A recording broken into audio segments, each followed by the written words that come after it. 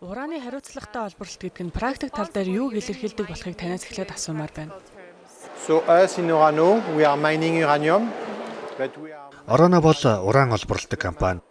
it's very important for us Гол нь бид ураныг хариуцлагатайгаар олборлдог. way to do it in a sustainable manner and in full Чухам энэ л олборлолтыг доктортой явуулах, орон нутгийн иргэд болон Монгол улсад хүлээн зөвшөөрөгдөх цорын ганц арга гэж бид үздэг учраас бидний хувьд нэн чухал. that since the very beginning of the project, since the exploration Хариуцлагатай олборлолт гэдэг нь төслийн хамгийн эхний үе шат буюу хайгуулын ажлаас эхлээд үйл ажиллагааны болцшгүй нөлөөллийг тодорхойлж, төслийн байгаль орчны эрсдэл, сорилтод нийцсэн шийдлүүдийг боловсруулахыг хэлнэ. solution. And also you need Мөн төслийг орон нутгийн иргэдэд ойлгомжтой танилцуулж, well understood by бодит үүрэгөөж нь тэдэнд очих нөхцөлийг бүрдүүлэх шаардлагатай. the communities.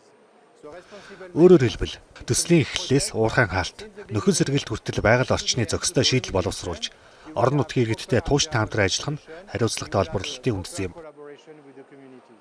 So I think you have a lot of background about Mongolia, right? Mongol mining sector. Та Монгол улсад тэр дундаа уул уурхайн салбарт ариун туршлагатай. How do you see the Business for Land platform? Business for Land платформын хүрээнд зөвхт Жава төслийн авсан амлалтуудыг та хэрхэн харж байна вэ? The Business for a Land platform committed to the Zhuchovo project. In fact, in Mongolia we have established Business for Land платформын хүрээнд дэх амлалт гэвэл Монгол улсад ураны уурхайг хөгжүүлэхэд юу шаардлагатай талаар засгийн газар, холбогдох байгууллагууд, бусад оролцогч талууд болон ихтэй сургуулиудтай хамтран нэгдсэн ойлголт бүрдүүллээ. the technology Мөн зөв Жава төсөлд ашиглахаар төлөвлөж буй газар дор уусган олборлох буюу ISR технологи ямар зарчмаар ажилладаг. Түүнийг зөв хэрэгжүүлэхийн тулд ямар арга хэмжээ авах шаардлагатайг дэлгэрэнгүй тайлбарласан. we have described that in our investment. Эдгээр шаардлага, стандартыг хөрөнгө оруулалтын гэрээ болон байгаль орчны судалгаануудад тусгасан байгаа. For us it's very important Одоо дэлхийн түвшний эдгээр стандартыг төслийн бүхий л үе шатанд уурхайн хаалт болон нөхөн сэргээлт хүртэл тууштай мөрдөж хэрэгжүүлэх нь бидний хувьд маш чухал. of this mine. So the Mongolian viewers and Mongolian citizens. Монголын үзэгчид иргэд уул уурхайн компаниуд доктортой хөгжилд хэрхэн хувь нэмэр оруулж буйг анхааралтай ажиллаж байна. Development, right? So I would like to ask about in 30 years from 30 жилийн дараа ихэд Орано Монгол улсад ямар өвөлдөөсөн байгаасаа гэж та хүсэж байна вэ? to have left in Mongolia. First I hope that 30 now Энэ тэргуунд гэвэл 30 жилийн дараа ч Орано Монгол улсад үйл ажиллагаагаа үргэлжлүүлж, ураны уурхай ажиллаж байгаасаа гэж хүсэж байна. uranium mines. In 30 years from now the Zhuchovo Тэр үед зөв Жавагийн нөөц ашиглагдаж дууссан байх тул талбай нөхөн сэргээлтийн шатандаа орсон байх болно. I hope that with our efforts in exploration we will be in a position to have other projects. Maybe your question, Гэхдээ бусад хайгуулын ажлын үр дүнд өөр төслүүдийг хөгжүүлэх боломж бүрдсэн байна гэж найдаж байна. our legacy in Zhuchovo we need to Хэрв таны асуулт зөв Жава төсөл ямар өвөлдөх ёстой вэ гэдэг талаар бол бид талбайд хяналт шинжилгээг үргэлжлүүлэн хийх нөхөн сэргээлтийн хөтөлбөр хэрэгжүүлэх ёстой.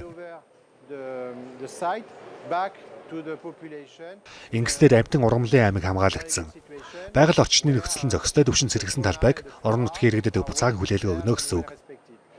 But also we need to make sure that 30 Үүний зэрэгцээ төслийн эдийн засаг нийгмийн эрэг үр нөлөө уурхайн үйл ажиллагаа дуусны дараа ч орон нутгийн иргэдийн амжиргаанд хадгалагдсан үлдэхийг баталгаажуулах шаардлагатай. positive impact of the project Энэ нь зөв Жава төслийн жинхэнэ өв байх ёстой. impact after the project. So back to COP17 talk. КОП17-гийн сэдв рүү эргэн оръё. You recently described Та хариуцлагатай олборлолтыг доктортой хөгжлийн суурь гэж тодорхойллоо. development, right? So for the Zhovjov project, if you have Зөвхт Жава төслийн хариуцлагатай олборлолтыг гүйцэтгэлийн үзүүлэлтүүдээр нь хэмжүүл юуг онцлох вэ? I think one key KPI for us is our compliance to the Бидний хувьд гол үзүүлэлтүүдийн нэг нь standard. байгаль орчны стандартын талаар хүлээсэн үүргээ хэрхэн биелүүлж буй төвшин юм. To monitor and to follow up very well.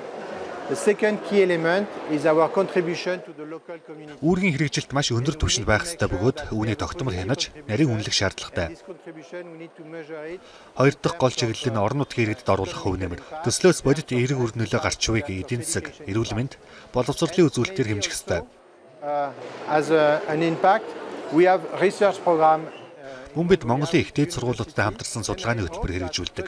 30 жилийн дараа ихэд шинэ технологи, шинэ патентууд бий болж тэдгээрийг бусад төсөлд нэвтрүүлэх боломжтой болсон байна гэж найдаж байна. So lastly, I would like to ask about what's your take on the international Эцэст нь олон улсын ураны зах зээлийн өнөөгийн төлөвийг та хэрхэн үнэлж байна вэ? I think we are in a global transition. Дэлхийн нийт нүүрс зөрөгчийн ялгаруулалт багтаа эрчим хүч рүү шилжиж байна. Энэ шилжилтийг амжилттай болгохын тулд цөмийн цахилгаан станцаас үйлдвэрлэх цахилгааны хэмжээг нэмэгдүүлэх шаардлагатай. Харин цөмийн станцад уран хэрэгтэй.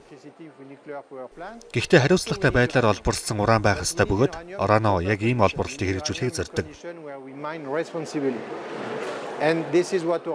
COP17-гээр засгийн газрын болон төрийн бус байгууллагуудын төлөөлөлтөд хийсэн уулзалт хилцүүлгүүдээс харахад талууд бүгд үүнийг гол асуудлаа гэж үзэж байна. Уул уурхай бол зайлшгүй хэрэгтэй.